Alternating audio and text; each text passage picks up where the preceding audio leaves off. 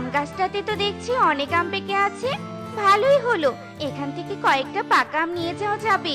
টুকি পাকা আম দেখলে অনেক খুশি হবে। যাই, গাছ থেকে কয়েকটা পাকা আম পেড়ে নেই। এই কথা বলেই টুনি আম গাছ থেকে কয়েকটা আম পেড়ে নেয় আর পাকা আম নিয়ে টুনি বাড়িতে যেতে থাকে। তখনই তেঁতুল গাছে বসে থাকা এক পেতনি টুনিকে হেঁটে যেতে দেখতে পায়। একে একে এই মেয়ে পাখিটার দেখছি মাথা ভর্তি চুল। এ বনে যে এত লম্বা চুলের পাখি আছে তা তো আমি আগে জানতাম না। না না না না, আমি কিছুতেই পাখির চুল রাখবো না। আমি এক্ষুনি এই পাখির মাথার চুল কেটে নিব।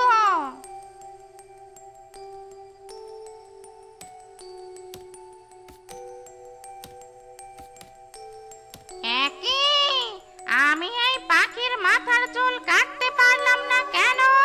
তার মানে এই পাখির মাথার চুলগুলো সাধারণ কোনো চুল নয়, এগুলো কোনো জাদুর চুল। কে কে কথা বলছো? এ কি পেতনি, তুমি এখানে কি করছো? তবে কি তুমি আমাকে মারতে এসেছো? না না না না, আমি তোকে মারতে আসিনি। আমি তো এসেছি তোর মাথার চুলগুলো কেটে দিতে, যাতে তুইও আমার মতো টেকো হয়ে যাস।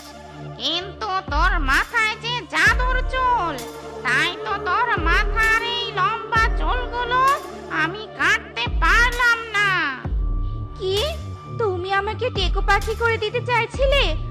এখন বুঝতে পেরেছো তো আমার মাথার চুল কোনো সাধারণ চুল নয়। এখন আমার সামনে থেকে সরে যাও, আমি বাড়িতে যাব। আমার দেরি হয়ে যাচ্ছে, আমার মেয়ে আবার আমার জন্য চিন্তা করবে। কে? আমি তোর মাথার চুল কাটতে পারলাম না জন্য তুই আমাকে নিয়ে ঠাট্টা করছিস? তোর মাথায় জাদুই লম্বা চুল আছে বলে তোর বড্ড অহংকার, তাই না? শোন, আমারও এক সময় তোর মাথার লম্বা চুলের মতো চুল ছিল, কিন্তু ভাগ্য আমার সহায় হয়নি, এজন্য আজ আমার এই অবস্থা।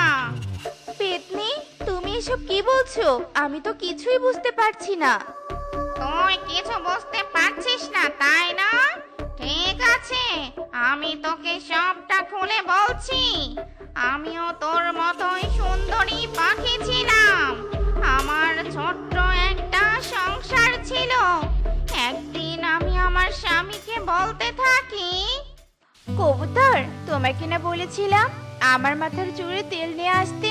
তুমি তেল নিয়ে আসোনি কেন? সুখী, আমি তো একদম ভুলে গিয়েছিলাম। তবে তুমি কোনো চিন্তা করো না, আমি তোমাকে এক্ষুনি তেল এনে দিচ্ছি। এই কথা বলে কবুতর আমার জন্য তেল আনতে বাজারে যায়।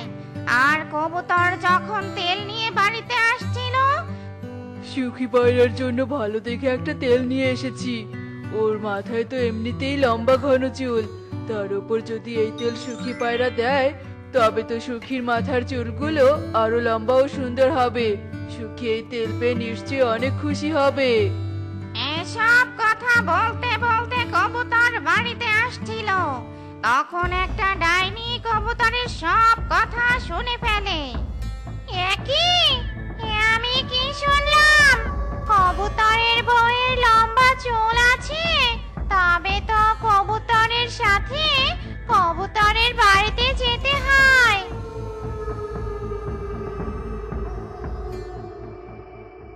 সুখী, আয় সুখী, এই দেখো আমি তোমার জন্য তোমার মাথার চুলের তেল নিয়ে এসেছি। কবুতর, তুমি তেল নিয়ে এসেছো? দাও, আমি এক্ষুনি তেলগুলো চুলে লাগিয়ে নিচ্ছি। দেখো, তেল দেওয়ার পর আমার চুলগুলো কত সুন্দর হয়। হ্যাঁ সুখী, এই নাও তেল। তুই মাথায় তেল লাগাবি? তা বেশ ভালো কথা, কিন্তু আজই তুই ভালো করে চুলে তেল দিয়ে নে। এরপর আর তুই এই সুযোগ নাও পেতে পারিস। এ কি, কে তুমি? আর এসব কি কথা বলছো তুমি? আমি তো কিছুই বুঝতে পারছি না। তোর এত বুঝে কাজ নেই। আপাতত তুই আমার সাথে চল, তারপর তুই সবটা এমনিতেই তোমার সাথে যেতে যাব কেন? না না, আমি তোমার সাথে কোথাও যাব না। যাবি না বললেই তো হবে না, তোকে যে আমার সাথে যেতেই হবে। তোর এত সুন্দর চুলগুলো যদি আমি গুরুমাতাকে না দিতে পারি, তাহলে যে গুরুমাতা আমার গর্দান নেবে। গুরুমাতা বলেছে যে করেই হোক তাকে যেন আমি লম্বা চুল এনে দেই, আর তোর মাথায় আছে সেই লম্বা চুল, তাই তোকে তো আমার সাথে যেতেই হবে। না না, আমার বউকে আমি কিছুতেই তোমাকে নিয়ে যেতে দিব না। তবে তো তোকে আগে মরতে হবে।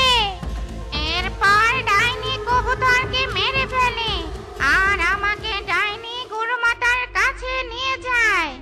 আর গুরুমাতা আমাকে টেকো বানিয়ে দেয় আর আমাকে মেরে ফেলে একটা গাছের নিচে পুঁতে রাখে। এরপর থেকে আমি টেকো পেতনি হয়ে বনে বনে ঘুরে বেড়াই, আর যার যার মাথায় লম্বা চুল দেখি তার মাথার চুল আমি কেটে ফেলি, কারণ আমি লম্বা চুল আর সহ্য করতে পারি না। আহারে, তোমার তো অনেক কষ্টে মৃত্যু হয়েছে। তোমার কথা শুনে যে আমি বড্ড কষ্ট পেলাম। সবই তো শুনলি, এবার তুই আমাকে সাহায্য কর। তোর সাহায্য যে আমার বড্ড দরকার। তুই পারিস ওই শয়তান গুরুমাতাকে ধ্বংস করতে। আমি আমি তো একটা সাধারণ পাখি। তুই সাধারণ পাখি হলেও তোর চুল যে সাধারণ নয় রে।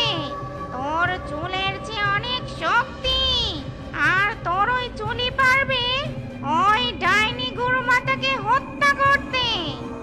তুমি সত্যি বলছো? হ্যাঁ হ্যাঁ, আমি সত্যি বলছি। এখন তুই আমার সাথে চল, আমি তোকে ওই শয়তান গুরুমাতার কাছে নিয়ে যাচ্ছি। এরপর পেতনি টুনিকে গুরুমাতার কাছে নিয়ে যায়। আর গুরুমাতা পেতনি আর টুনিকে দেখে বলতে থাকে, এ কি, কে তোরা? এখানে কেন এসেছিস? তোদের আবার মরার শখ হয়েছে নাকি? তুই কি আমাদের মারবি? আজ যে তোর মরণ হবে। কি, তোদের তোদের এত বড় সাহস? তোরা আমাকে মারতে এসেছিস? তবে শুনে রাখ, তোরা আমাকে কিছুতেই মারতে পারবি না। এ কথা বলে গুরুমাতা পেতনি ও টুনির দিকে এগোতে থাকে। তখন টুনি তার মাথার লম্বা চুলগুলো গুরুমাতার দিকে এগিয়ে দেয়, আর টুনির মাথার লম্বা চুলগুলো গিয়ে গুরুমাতার গলায় পেঁচিয়ে ধরে, আর গুরুমাতা সেখানেই ধ্বংস হয়ে যায়। আর সাথে সাথে পেতনিও অদৃশ্য হয়ে যায়। এ কি, পেতনি আবার কোথায় গেল?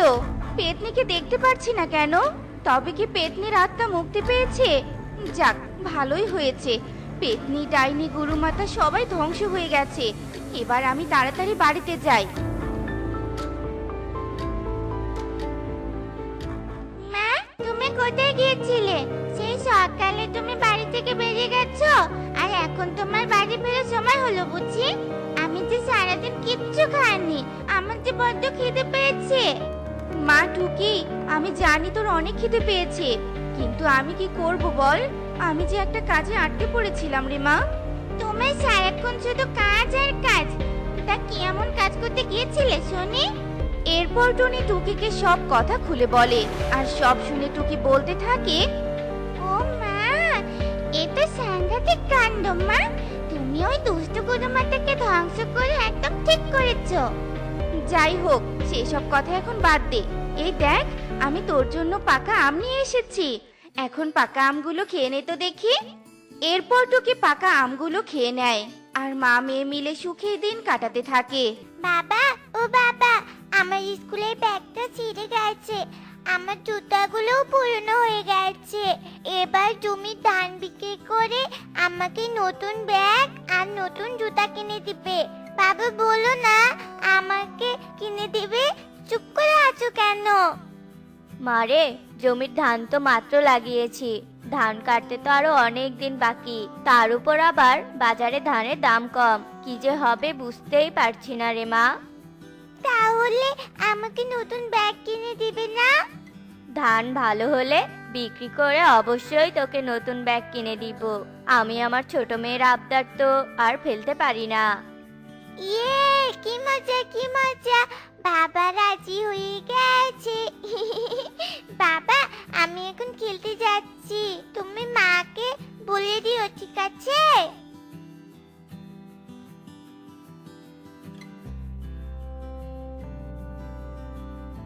যোগু, এই যোগু, এবার ফসল চাষ করি আমাকে একটা সোনার গহনা কিনে দিবে, আর যদি না দাও তাহলে কিন্তু আমি বাপের বাড়ি চলে যাব, এই আমি বলে দিলাম। জমি তো ফাঁকা পড়ে আছে, কি চাষ করব সেটাই তো বুঝতে পারছি না। তুমি রাত দিন কি চাষ করবে সেটাই ভাবতে থাকো, ওইদিকে টোনা না ভেবেই জমিতে ধান চাষ করেছে।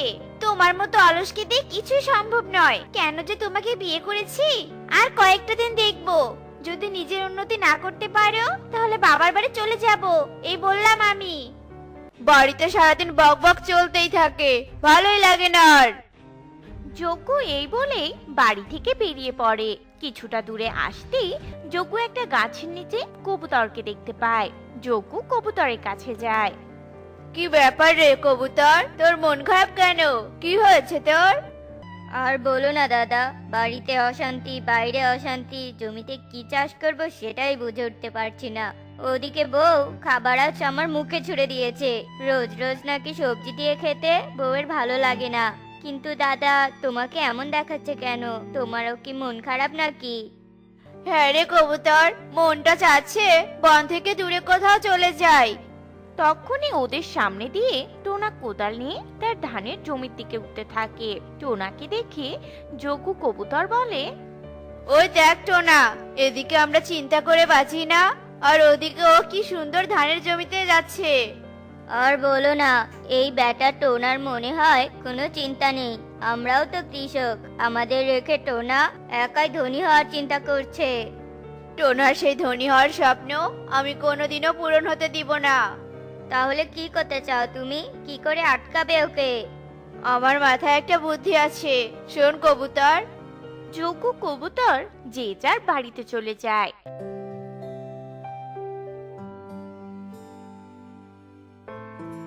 রাতের বেলা যজ্ঞ আর কবুতর তার বুদ্ধিমতো টোনার ধানের জমিতে আসে আর সব ধান গাছ কেটে ফেলে। হা হা হা হা হা, কাজ শেষ, আমাদের জমিও খালি পড়ে থাকবে আর টোনার জমিও। চল কবুতর, আমরা এখন গিয়ে ঘুমিয়ে পড়ি, কাল সকালে এসে টোনার অসহায় মুখটা তো দেখতে হবে নাকি।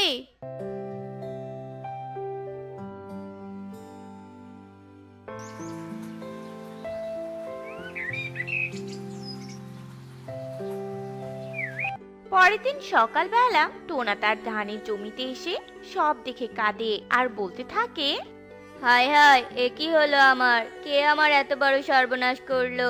হে সৃষ্টিকর্তা, কে করলো এমনটা? এবার আমি কি করে আমার সংসার চালাবো? কি করে ছোট মেয়েটার আবদার পূরণ করব?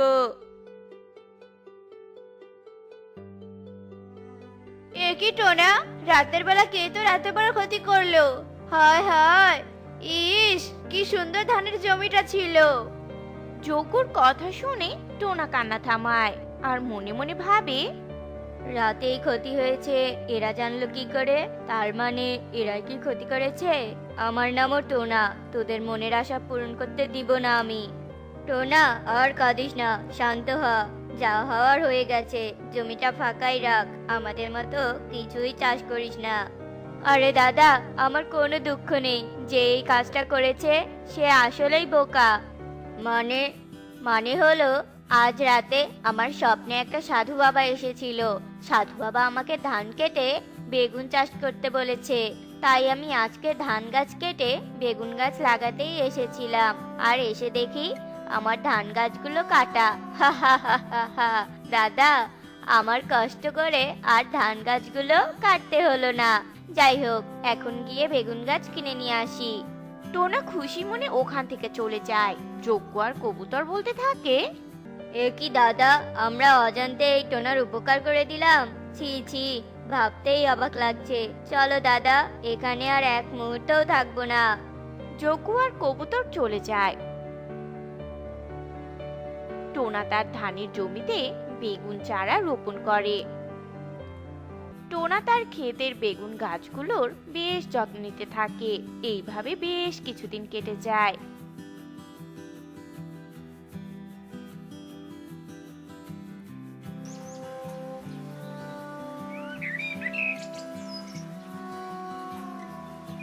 টোনার ক্ষেতের বেগুন গাছে বেশ ভালো বেগুন ধরে। যজ্ঞ কবুতর টোনার ক্ষেতের বেগুন দেখে হিংসায় জ্বলতে থাকে। একদিন যজ্ঞ কবুতরকে বলে, কবুতর, আমার মাথায় আরেকটা বুদ্ধি এসেছে। এবার আমার সেই বুদ্ধি আর বিফলে যাবে না। কি বুদ্ধি দাদা, বলো আমাকে। শোন, আজ রাতে আমরা টোনার বেগুন জমিতে নদী থেকে পানি এনে ভরাট করব।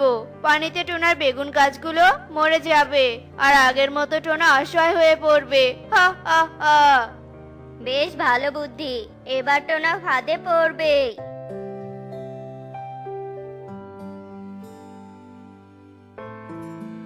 রাতের বেলা যজ্ঞ কবুতর তাদের বুদ্ধিমতো নদী থেকে বালতিতে করে পানি তুলে টোনার বেগুন ক্ষেতে ঢালতে থাকে। কিছুক্ষণের মধ্যেই টোনার বেগুন ক্ষেত পানিতে ভরপুর হয়ে যায়। যজ্ঞ কণিকা বাড়িতে আসে।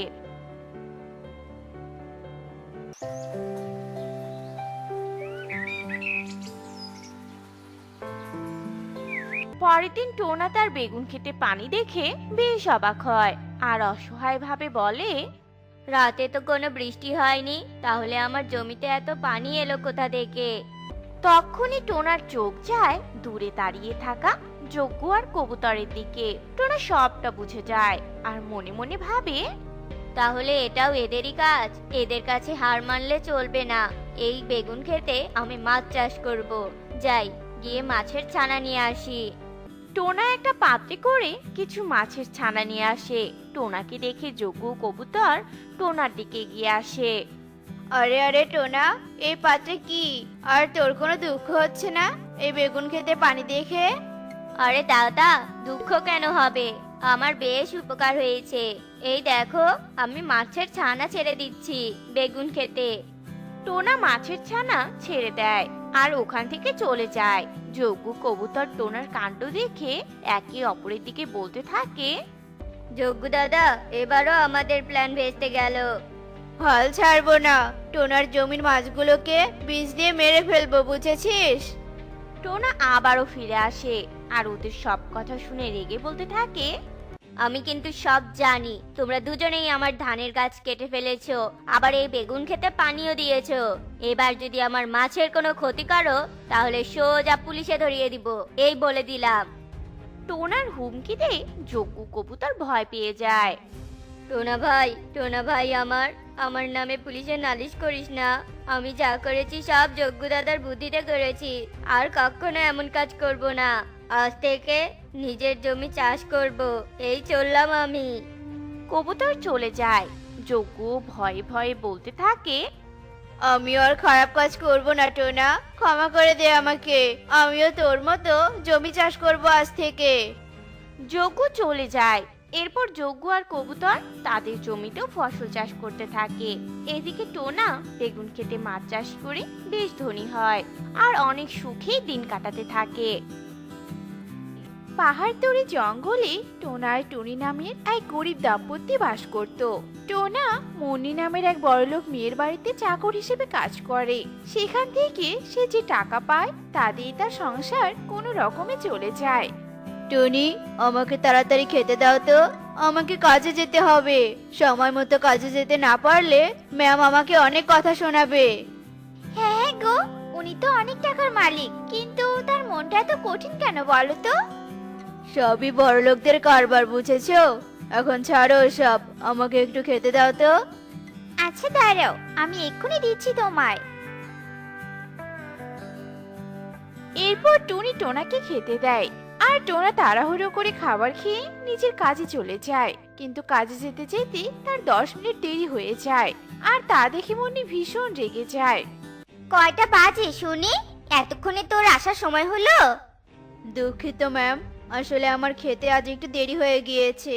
এরপর থেকে আর এমন দেরি হবে না ম্যাম। এসব লেকচার বাদ দিয়ে যা, মন দিয়ে কাজ কর। মুন্নির এমন আচরণে টোনা ভীষণ কষ্ট পায় আর মন খারাপ করে টোনা গিয়ে কাজ করতে থাকে। ইস, আমি যদি ভালো একটা চাকরি পেতাম তাহলে এই ম্যামের কাজ ছেড়ে আমি অনেক আগে চলে যেতাম। এই টোনা, চল তো আমার সাথে। আমি আজ উত্তরের জঙ্গলে যাব। ওখানে তো অনেক গরিব পাখি থাকে, আপনি বুঝি তাতে সাহায্য করার জন্য যাচ্ছেন? আমার খেয়ে দিয়ে কোনো কাজ নেই তো, আমি ওসব নিম্ন শ্রেণীর পাখিদের করব সাহায্য, তাই না? আমি যাচ্ছি ওখানে আমার একটা ফ্যাক্টরি করব বলে। ও আচ্ছা, ঠিক আছে ম্যাম, চলুন। এরপর মুন্নি টোনাকে নিয়ে উত্তরের জঙ্গলে যায় আর সব পাখিদের ডেকে বলে, তোমরা সবাই আগামী দুদিনের মাঝে এই পুরো জায়গা ফাঁকা করে দিবে। আমি এখানে আমার সারের কারখানা করব, বুঝতে পেরেছো? আমরা এই জায়গা ফাঁকা করে দিলে কোথায় গিয়ে থাকবো? এই জায়গাটুকু ছাড়া যে আমাদের আর কোনো থাকার মতো জায়গা নেই। কেন? নদীর ধারেটারে বাড়ি বানিয়ে নিবে, আর তোমাদের থাকার জায়গার চিন্তা করলে আমার টাকা আসবে না। আমার অনেক টাকা চাই, অনেক টাকা। আর তোমরা যদি আমার ভালো কথায় কাজ না করো তবে আমি তোমাদের সবাইকে ঘাড় ধাক্কা দিয়ে এখান থেকে বের করে দিব, এই বলে দিলাম। আপনি আমাদের উপর দয়া করুন ম্যাম। মুন্নি তাদের উপর কোনো মায়া না দেখিয়ে সুখীকে ধাক্কা মেরে মাটিতে ফেলে দেয়। আর তা দেখে টোনা তার মনে ভীষণ কষ্ট পায়। এই তো না, চল এবার। আমি দুদিন পর আবার আসব, আর তারা যদি আমার কথা না শোনে তাহলে আমি এরপরে এসে এদের ঘরবাড়ি সব ভেঙে নষ্ট করে দিব। টোনা মুন্নির কথায় আর কিছুই বলতে পারে না, চুপচাপ মুন্নির সাথে যেতে থাকে আর মনে মনে ভাবতে থাকে, আমার চোখের সামনে এতগুলো পাখির জীবন সংশয়ের মধ্যে পড়ে যাবে, আর আমি তা বসে বসে দেখব? এটা কখনোই হতে পারে না। আমাকে কিছু একটা করতেই হবে। ম্যাম, আমি আজ আপনার সাথে যেতে পারবো না, আপনি একাই বাড়ি ফিরে যান। তোর আবার কি হলো রে, যে তুই আমার সাথে যাবি না? ফিরে এসে বলবো ম্যাম। এই বলে টোনার এক মুহূর্ত দেরি না করে নিজের বাড়ি ফিরে আসে আর টুনিকে সব ঘটনা খুলে বলে। সব শুনে টুনি বলে, তোমাকে আর অমন নিষ্ঠুর পাখির কাছে যেতে হবে না টোনা, তুমি বরং অন্য কোনো উপায় ভাবো। এই মুহূর্তে আমি কি উপায় ভাববো বলো আমায়? আমার মাথায় যে কিচ্ছু আসছে না। টোনা, আমরা যদি বিরিয়ানি বানিয়ে তা বিক্রি করতে থাকি তাহলে হয়তো আমাদের কিছু টাকা রোজগার হবে, বুঝেছো? কথাটা তো তুমি একদম মন্দ বলনি। আর তোমার হাতের বিরিয়ানি তো অনেক সুস্বাদু, যে কেউ একবার খেলে দ্বিতীয়বার আবার খেতে চাইবে। তাহলে চলো এবার আমরা এটাই করি। এরপর টুনি আর টোনা মিলে তাদের জমানো টাকা দিয়ে বিরিয়ানির সব উপকরণ কিনে নিয়ে আসে আর তারপর তা দিয়ে অনেক সুস্বাদু করে বিরিয়ানি রান্না করে আর সেগুলো একটা বড় হাঁড়িতে করে রাস্তায় বসে পড়ে। আসুন আসুন, আমাদের 50 টাকার বিরিয়ানি খেয়ে যান। আসুন আসুন, তাড়াতাড়ি আসুন, যাতে করে আপনারা সবাই কিনে খেতে পারেন। তাই এত কম দামে আমরা বিরিয়ানি দিচ্ছি। টুনির ডাক শুনে জঙ্গলের পাখিরা 50 টাকার বিরিয়ানি খেতে চলে আসে আর সবাই এক প্লেট করে খাবার খেয়ে বলতে থাকে, আরে বাহ, এ তো অনেক সুস্বাদু খাবার। মনে হচ্ছে খাবার নয়, যেন আমি কোনো অমৃত খাচ্ছি। তোমার 50 টাকা বিরিয়ানির দাম না আমি 100 টাকা করে দিচ্ছি। আর এরপর থেকে আমরা আরো বেশি সুস্বাদু খাবার চাই। তোমরা সবাই যদি আমাদের পাশে থাকো তাহলে আমরা অবশ্যই তোমাদের জন্য আরো সুস্বাদু খাবার বানিয়ে নিয়ে আসবো। টুনির কথায় সবাই সম্মতি জানায় আর তা দেখে টোনা আর টুনি ভীষণ খুশি হয়ে যায়। এরপর থেকে টোনা আর টুনি রোজ নানা প্রকার সুস্বাদু খাবার বানিয়ে নিয়ে তা সবার কাছে বিক্রি করতে থাকে। এভাবেই দেখতে দেখতে অনেকগুলো দিন কেটে যায়।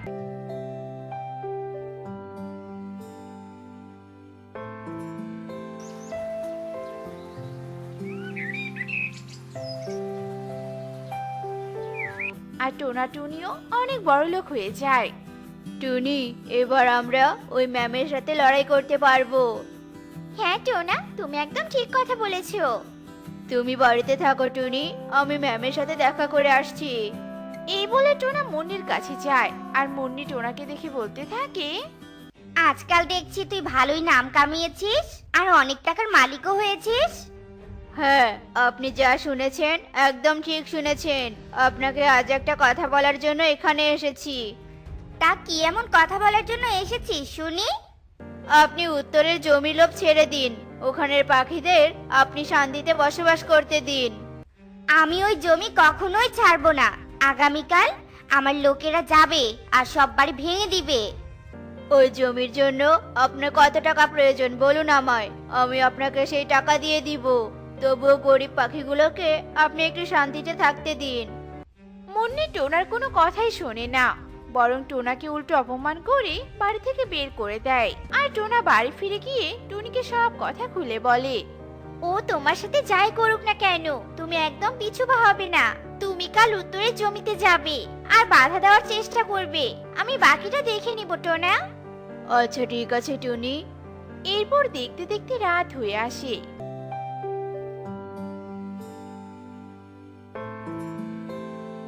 আর সবাই ঘুমিয়ে পড়ে। এদিকে সকালে হয়ে আসে।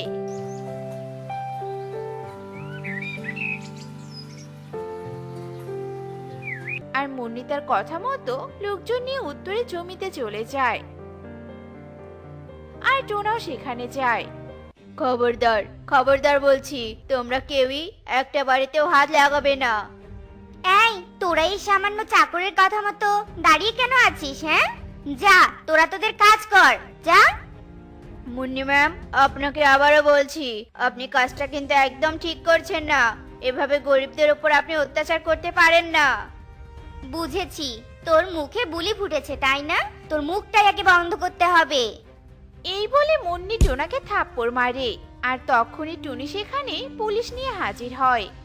পুলিশ সাহেব, এই হচ্ছে সেই অপরাধী যে কিনা এই নিরীহ পাখিদের বাসভূমিগুলো জোর করে দখল করতে চাইছে, আর আমার স্বামী বাধা দেওয়াতে তাকে মারধর করেছে।